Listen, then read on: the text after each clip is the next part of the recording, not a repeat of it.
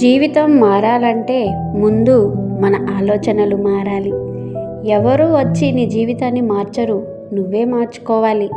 ఓటమి అంటే ముగింపు కాదు, మరో పాఠం మొదలు.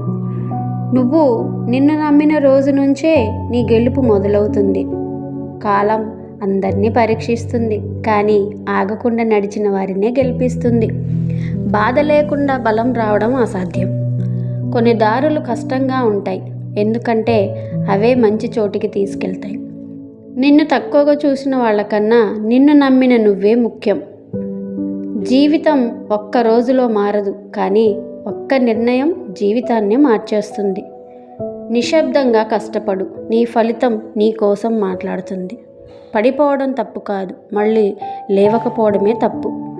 మనసు బలంగా ఉంటే పరిస్థితులు చిన్నవైపోతాయి.